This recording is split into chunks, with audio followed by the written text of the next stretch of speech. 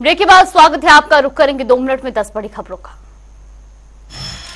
चारधाम यात्रा में श्रद्धालुओं ने बनाया नया रिकॉर्ड। अब तक 2.5 लाख से ज्यादा श्रद्धालुओं ने किए दर्शन। यातायात के सुचारू संचालन में गेट सिस्टम काफी मददगार। सोशल मीडिया के जरिए लगातार दी जा रही जानकारी, लोगों से की पुलिस का सहयोग करने की अपील। प्रदेश में एक बार फिर गरमाया मदरसों का मुद्दा। एनसीपीसीआर ने किया बड़ा खुलासा। कुछ मदरसों में हिंदू बच्चों को दी जा रही इस्लामी शिक्षा। उत्तरकाशी में नाबालिग से दुष्कर्म का मामला आया सामने। पीड़ित पक्ष ने आरोपी शिक्षक के खिलाफ केस किया दर्ज। पुलिस ने शिक्षक को गिरफ्तार कर भेजा जेल। गुजरात के तीर्थयात्रियों से भरा टेम्पो ट्रैवलर हुआ दुर्घटनाग्रस्त। हादसे में 8 लोग हुए घायल। गुजरात से गंगोत्री धाम दर्शन करने आए थे तीर्थयात्री। हल्द्वानी तहसील की सामने आई नाकामी। बकाया रकम की वसूली में फिसड्डी साबित हो रहा तहसील। लगभग 12 करोड़ में से करीबन 4 लाख की ही हो पाई वसूली। देहरादून में सचिव स्वास्थ्य से public relation society of India के पदाधिकारियों ने की मुलाकात।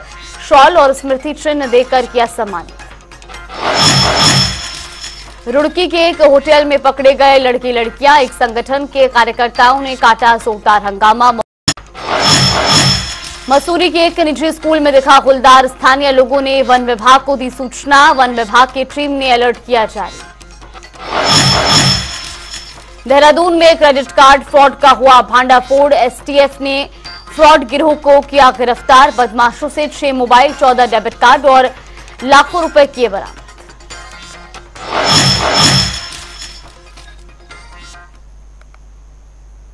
और चलिए अब रुक करेंगे देवभूमि की खबरों की ओर। मुख्यमंत्री पुष्कर सिंह धामी लगातार चुनावी प्रचार में जुटे हुए हैं और इसी कड़ी में मुख्यमंत्री ने हरियाणा के रोहतक में चुनावी जनसभा को संबोधित किया। इस दौरान उन्होंने बीजेपी प्रत्याशी अरविंद कुमार शर्मा के लिए लोगों से वोट की अपील भी की और ये तस्वीरें भी आपको दिखा रहे हैं रोहतक की। पिछले 5 वर्षों में अरविंद शर्मा जी ने इस क्षेत्र को आगे बढ़ाने के लिए अनेक काम किए हैं। अभी डॉक्टर रीता शर्मा जी ने बताया, अन्य वक्ताओं ने यहां पर बताया, और बहुत सारे काम विभिन्न जगहों पर हाईवेज का निर्माण करवाना हो, सीजीएचएस वेलनेस सेंटर मंजूर करवाना हो, अंडरपास एवं ओवरब्रिज का निर्माण हो या गांवों में सड़कों का निर्माण कार्य हो, इन्होंने हर तरह से रोहतक को बेहतर रोहतक बनाने के लिए कार्य किया है। इसके अलावा डॉक्टर अरविंद शर्मा जी ने करोड़ों रुपए की लागत वाले रेलवे से जुड़े हुए विभिन्न कार्यों को भी मंजूर करवाने का अहम कार्य किया है कि पिछले 10 वर्षों में हमारे प्रधानमंत्री मोदी जी ने इस देश के लिए, इस देश के एक व्यक्ति के लिए, एक माता बहन के लिए उन्होंने तपस्या की है, अपने जीवन को लगाया है। एक पल भी उन्होंने विश्राम नहीं किया है, लगातार सतत रूप से काम करते रहे हैं। उसके कारण से आज भारत दुनिया के अंदर नए कीर्तिमान स्थापित कर रहा है। पिछले 10 वर्षों में आर्थिक रूप से, सामाजिक रूप से और वैज्ञानिक रूप से हर स्तर पर भारत तेजी से आगे बढ़ा है। आज देश में रेल कनेक्टिविटी हो, रोड कनेक्टिविटी हो या हवाई अड्डों का निर्माण हो, बहुत बड़े स्तर पर यह काम आगे बढ़े हैं। आपको यह जानकर आश्चर्य होगा कि आजादी के बाद से लेकर आज तक देश के अंदर जितने हवाई अड्डे बने हैं, उससे ज्यादा हवाई अड्डे माननीय प्रधानमंत्री मोदी जी ने पिछले 10 सालों में बना दिए हैं। भाइयों बहनों, विकसित राष्ट्र बनाने के लक्ष्य को लेकर चलते हुए आज हमारा देश विश्व के मानचित्र पर एक महाशक्ति के रूप में उभर रहा है। और ये सब जानते हैं आप, ये कैसे संभव हुआ है? जो आपके एक वोट की ताकत है, जो आपने मोदी जी को दिया, आपने कमल के फूल वाला बटन दबाया 2014 में और 2019 में, उसी का परिणाम है कि आज भारत उन अंग्रेजों को पीछे करके जिन्होंने सैकड़ों वर्षों तक हमारे देश के अंदर हुकूमत चलाने का काम किया था, उसको पछाड़कर आज दुनिया की 11वें नंबर से 5वें नंबर की अर्थव्यवस्था भारत बन गया है मोदी जी के लिए। तो वहीं प्रदेश में अब चारधाम में हो रहे वीआईपी दर्शन को लेकर सियासत गर्मा गई है।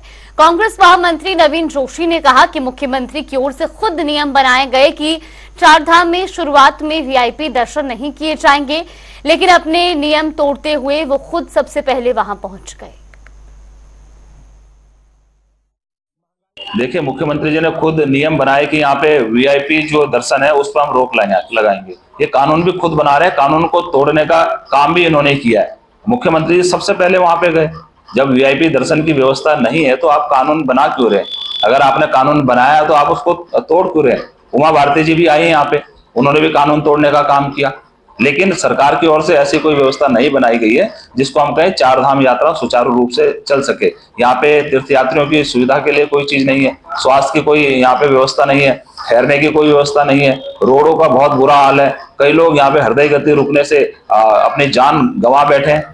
और मुख्यमंत्री जी मुंबई के अंदर क्रिकेट खेल रहे हैं, पूरा प्रदेश जल रहा है, उनको प्रदेश की कोई चिंता नहीं है। उनको चुनाव की चिंता है कि किस प्रकार से नरेंद्र मोदी जी को बचाया जाए, उनको दोबारा लाया जाए। लेकिन देश की और प्रदेश की जनता भली भांति जानती है, इस बार निश्चित तौर से इनके जुमले से पूरे देश को निजात मिलेगी और कांग्रेस देश के अंदर सरकार बनाएगी और इस सारी व्यवस्थाएं कांग्रेस संभालेगी। चारधाम यात्रा के शुरू होने के बाद रोजाना भारी संख्या में श्रद्धालुओं का आना देखने को मिल रहा है और इस बात को लेकर गढ़वाल आयुक्त विनय शंकर पांडे ने कहा कि जनकी चट्टी से यमुनोत्री धाम के लिए 15,455 यात्रियों ने प्रस्थान किया था और 4,000 यात्री यमुनोत्री धाम के दर्शन भी कर चुके हैं। साथ ही उन्होंने कहा कि उम्मीद ये भी की जा रही है कि शाम तक 15,000 यात्री यमुनोत्री धाम में दर्शन कर सकेंगे। तो लगातार तीर्थयात्रियों का सैलाब चारधाम यात्रा में देखने को मिल रहा है। यमुनोत्री धाम का अगर आज मॉर्निंग का फिगर हम आपको दें जो हमारे पास अभी आया है, उसमें स्थित ये है कि जानकी चट्टी से यमुनोत्री की ओर 15,455 यात्रियों ने प्रस्थान किया था। 15,455 और सुबह 10 बजे तक 4,000 दर्शन भी कर चुके हैं। यानी आज की शाम तक आते आते शायद ये फिगर 15,000 तक पहुंच जाए। इसी तरह गंगोत्री में सुबह से 3,902 यात्री दर्शन कर चुके हैं। केदारनाथ धाम में 8,194 यात्रियों ने सुबह 10:15 बजे तक दर्शन लाभ प्राप्त किया था और बद्रीनाथ धाम में 4,518 ने दर्शन प्राप्त किया है। संख्या आपके सामने है और आप देख रहे हैं। कदाचित इसी कारण से जब यमुनोत्री से चारधाम के लिए गंगोत्री की तरफ लोग जब मूव किए तो वहाँ पर कुछ यात्रियों को होल्ड करना पड़ा। हम लोगों ने होल्डिंग स्टेशंस भी बनाए हैं, जैसे वहाँ का रामलीला मैदान है उत्तरकाशी का। इसी तरह से आप अगर ऊपर से जो लौट रहे हैं उनके लिए सूखी टाप पर बनाया गया है। सड़क आपको पता है कि थोड़ा सिंगल रोड है गंगनानी के आगे, इसलिए गेट सिस्टम वहाँ पर लागू किया गया है। रुक करेंगे खबरों की ओर। प्रदेश में चारधाम यात्रा को लेकर प्रशासन की ओर से की गई व्यवस्था पर मुख्य सचिव ने हाई लेवल बैठक की। इस दौरान सभी अधिकारी मौजूद रहे जिन्हें मुख्य सचिव की ओर से दिशा निर्देश भी जारी किए गए हैं।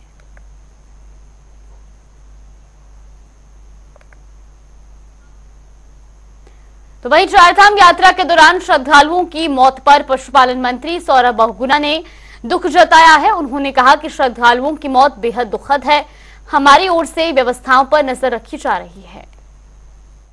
बहुत ही आपने देखा है कितना क्षेत्र जो है वो हमारा बहुत ही दुर्गम क्षेत्र है, जहाँ पर ये सारी यात्राएं चल रही। केदारनाथ जी हो गए, यमुनोत्री धाम हो गई, गंगोत्री धाम हो गए, हेमकुंड साहिब हो गया। तो जो बहुत एजेड लोग हैं जो यात्रा में आ रहे हैं उनको कहीं ना कहीं हम पूरी कोशिश कर रहे हैं कि उनको हेल्थ चेकअप कैंप और एडवाइजरी भी हेल्थ विभाग की तरफ से दी गई है कि अगर आप अस्वस्थ हैं, अगर आप हाइट पे जाने में असक्षम हैं, अगर आपकी ऑक्सीजन लेवल लो है तो आप इस यात्रा को अवॉइड करिए। लेकिन लोगों की श्रद्धा इतनी है इन चारों धाम को लेके, इतनी श्रद्धा है कि वो अभी तक वो फिर भी आना पसंद कर रहे हैं।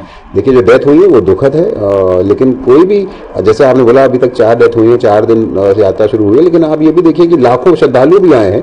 तो 27,000 लोगों का हेल्थ चेकअप करा गया है। आज धन सिंह जी का स्टेटमेंट मैंने पढ़ा अखबार में, जिसमें उन्होंने कहा है कि 27,000 श्रद्धालुओं को हम लोग अभी तक हेल्थ चेकअप पूरा कर चुके हैं।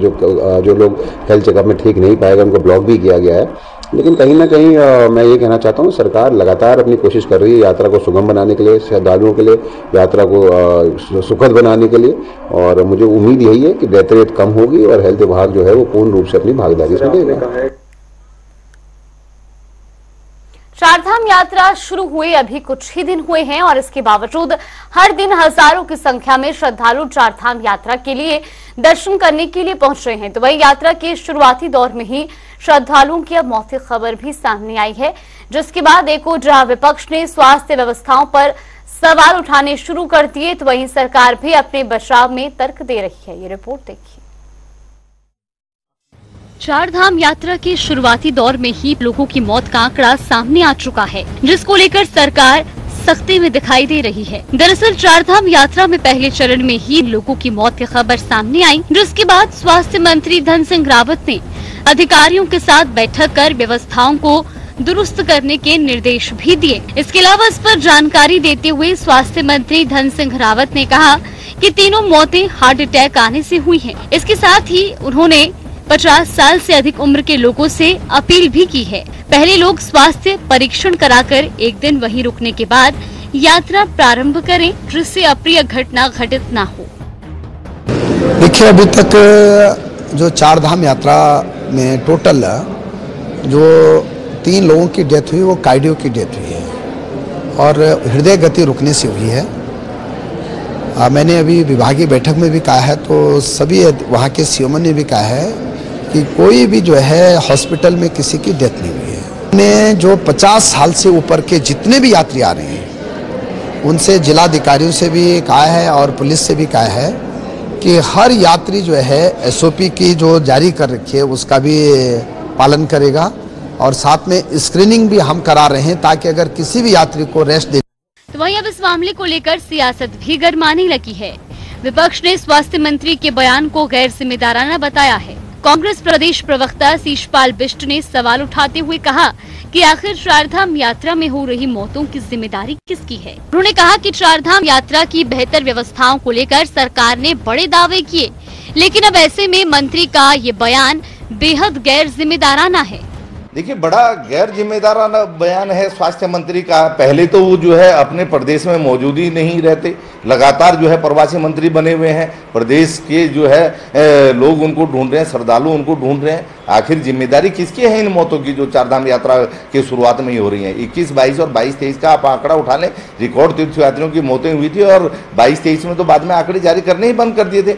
इस बार आपने बड़े बड़े दावे किए थे कि जो है स्वास्थ्य सेवाएं बहुत बेहतर स्थिति में है। अब आप कह रहे हैं कि जो है कि श्रद्धालुओं की मौतें जो है हॉस्पिटल में नहीं हुई है, तो इसका मतलब है ये तो और गंभीर मामला है कि जो है श्रद्धालु हॉस्पिटल तक भी नहीं पहुंचा पा रहे हैं आप, उनकी जो है मौतें रास्ते में ही हो जा रही है। आखिर कि इस प्रदेश में उनकी जान माल की रक्षा की जिम्मेदारी किसकी है?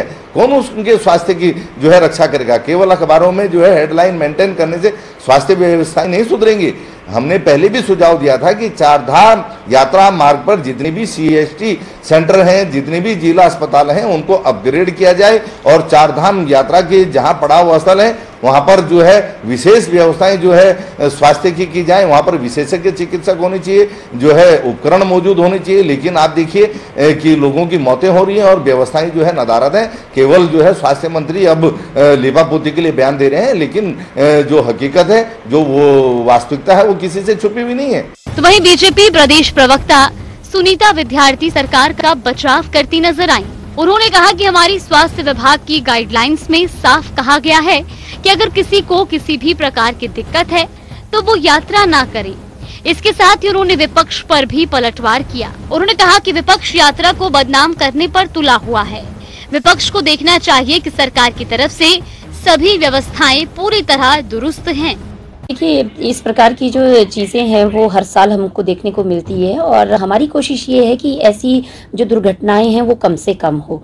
और दुखद है, लेकिन हमारी जो स्वास्थ्य विभाग की गाइडलाइंस हैं उसमें साफ कहा गया है और उसमें एक एक चीज़ बताई गई है कि अगर किसी को भी किसी प्रकार की अगर दिक्कत है तो वो यात्रा अभी ना करें वाली बात है। देखिए, विपक्ष तो अभी यात्रा स्टार्ट नहीं हुई उस दिन से ही, पहले दिन से ही रोने शुरू हो गए हैं। तो इनको भी ये चीज़ें देखनी चाहिए कि सभी सरकार की सभी जो तैयारियां हैं और जो सरकार द्वारा जो व्यवस्थाएं की गई हैं वो दुरुस्त हैं। हमारी प्रत्येक टीम जो है वो ग्राउंड जीरो पर तैनात है और हर प्रकार से शासन प्रशासन वहां पे कार्य कर रहा है और युद्ध स्तर पर काम कर रहा है, क्योंकि ये बहुत बड़ा हमारा एक संदेश बाहर जाता है, जिसकी वजह से आप देख रहे हैं कि जो क्राउड है, क्राउड इतनी मात्रा में आ रहा है कि हम लोग जो हैं हर तरीके से सेटिस्फाई करने के लिए हमारी टीम्स लगी हुई हैं। तो ये एक पुख्ता सबूत। चारधाम यात्रा शुरू होने के साथ ही जिस तरह से बड़ी संख्या में यह श्रद्धालु दर्शन के लिए पहुंच रहे हैं, वो यात्रा की लोकप्रियता के साथ ही स्थानीय लोगों के रोजगार के लिए उम्मीद जगाने वाला है। लेकिन शुरुआती दौर में ही 3 श्रद्धालुओं की मौत होना विपक्ष को चारधाम यात्रा के दौरान व्यवस्थाओं पर सवाल उठाने का मौका दे रहा है। न्यूज डेस्क, जनता टीवी।